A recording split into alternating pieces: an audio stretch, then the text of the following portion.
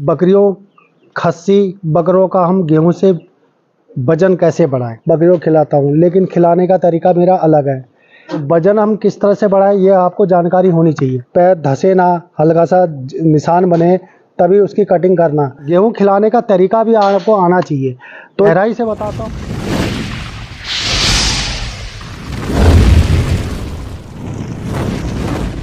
नमस्कार दोस्तों, आज मैं आपको बकरी पालन में बहुत ही अच्छी जानकारी दे रहा हूँ कि बकरियों खस्सी बकरों का हम गेहूं से वजन कैसे बढ़ाएं।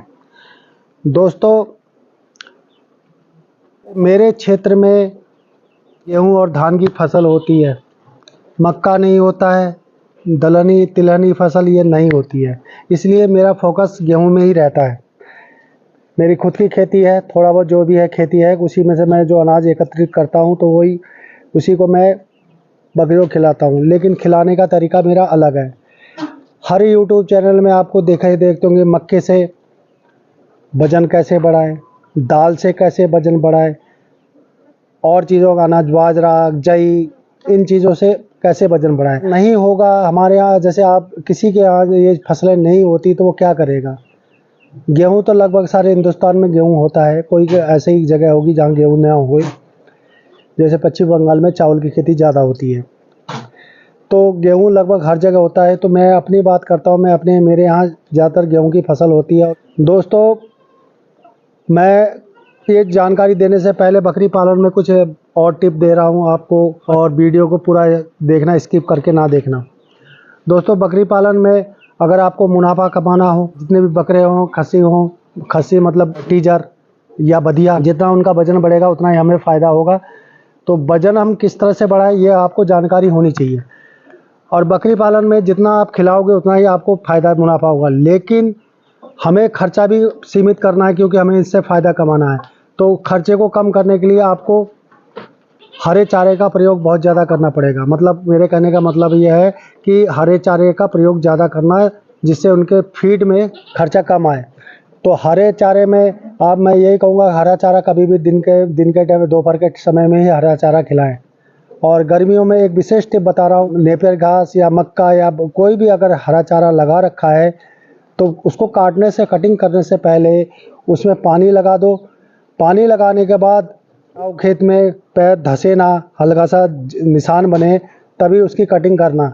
अगर उससे पहले कहीं सूखा खेत में पानी लगाए बगैर आपने वो चारा काट दिया कि वो चारा आपने बकरियों को दिया, तो बकरियों का कहीं ना कहीं ईटी की शिकायत आ सकती है। इंट्रोटॉक्सिमिया जिसे कहते हैं हिंदी में, जिसे फड़क या रोग कहते हैं, ये इसकी शिकायत हो सकती है। इसलिए काटिंग करने की भी आपको जानकारी होनी बहुत ज़रूरी है। तो दोस्तों, बोनस टिप था। मैं अब मेन टॉपिक में आता हूँ कि गेहूँ से हम बकरियों को या खस्सी को या बकरों को कैसे मोटा करें, वजन कैसे बढ़ाएं। तो दोस्तों, आपके एरिया में कोई भी फसल हो, मुझे इसकी जानकारी नहीं है, लेकिन मेरे इलाके में गेहूं और धान ही होता है, क्योंकि मेरा इलाका जो है ये खेती में इन दोनों पे ही निर्भर है। क्यों, और मेरी खुद की खेती है। और इससे पहले वीडियो में आपको दिखाया था, मैं खेतों में आजकल खुला चराता हूँ। मैं सूखा चारा नहीं देता हूँ, क्योंकि इस समय खेत खाली है, मैं खेतों में ही देता हूँ। और मैं खेतों में आग लगाए, उनके आग लगाने से जो खेतों में जो बालियाँ हैं वो भुज जाती है, जल जाती हैं। तो मैंने उन बालियों को इकट्ठा कर के गेहूँ इनको देने के लिए बना रखा है, और मैं हमेशा इसी विधि द्वारा देता हूँ। ये खस्सी ये बधियाकरण वाले और बकरों को इनको ही देता हूँ। मेरा कहने का मतलब ये है कि मैं जो भी इनको बकरियों के लिए जो फीड इकट्ठा करता हूँ, जो अनाज इकट्ठा करता हूँ, वो गेहूँ इकट्ठा करता हूँ, क्योंकि मेरे पास दूसरा अनाज नहीं है, मेरे यहाँ नहीं होता है, मक्के की खेती नहीं होती है, तो मैं मक्का का प्रयोग नहीं करता हूँ। लेकिन गेहूँ होने के साथ साथ गेहूँ खिलाने का तरीका भी आपको आना चाहिए। तो ये आपको मैं केवल सैंपल के तौर पर दिखा रहा हूँ, क्योंकि आजकल आग लगी हुई है, और मैं जो भी इकट्ठा करा हुआ अनाज भी इसी तरह से मैं भूज के देता हूँ। ये दोस्तों, ये देख सकते हो आप, ये गेहूं है, मैंने खेतों से इकट्ठा करा है। ये गेहूं है, ये जले कहीं आपको काले दिख रहे होंगे। क्यों ये काले इसलिए दिख रहे हैं, क्योंकि आजकल गेहूं में आग लगा रहे हैं किसान लोग। तो ये बालियाँ जो इकट्ठे गिरती हैं, वो बालियाँ जल जाती हैं, भुज जाती हैं, और यही मैं इनको देता हूँ। इससे क्या फ़ायदा होता है मैं गहराई से बताता हूँ आपको, पूरी तरह से डिटेल पूर्वक समझ में आ जाएगा।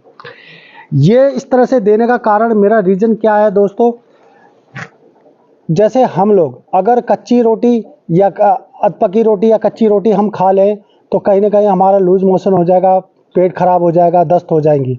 वो रोटी हमारे शरीर में नहीं लगेगी क्योंकि वो पाचन में गड़बड़ी हो जाएगी, वो हमारे शरीर में नहीं लगेगी। तो उसी प्रकार अगर हम इसकी जगह इस तरह से ना दे के मैं इसकी जगह में कच्चा बिना भुजा हुआ गेहूँ दूँ तो कहीं ना कहीं बकरियों के पाचन में गड़बड़ी करेगा और वो डायरिया होगा, दस्त होगा, वो जैसा का तैसा वो बाहर निकलेगा और शरीर में इनके नहीं लगेगा।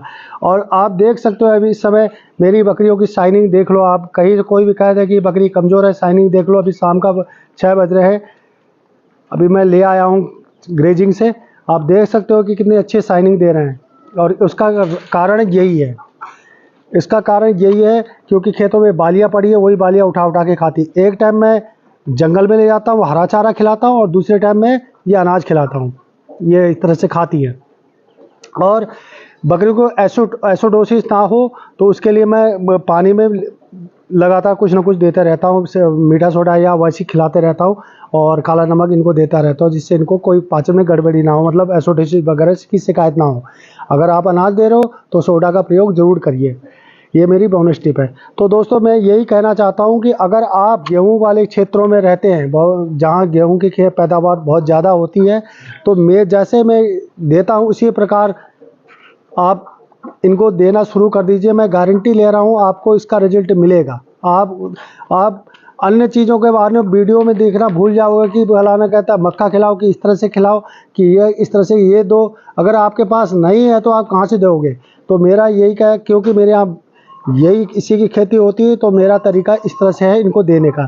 तो अंत में दोस्तों यही कहूँगा कि अगर मेरा वीडियो पसंद आया हो तो प्लीज़ लाइक करना, शेयर करना, सब्सक्राइब करना। धन्यवाद।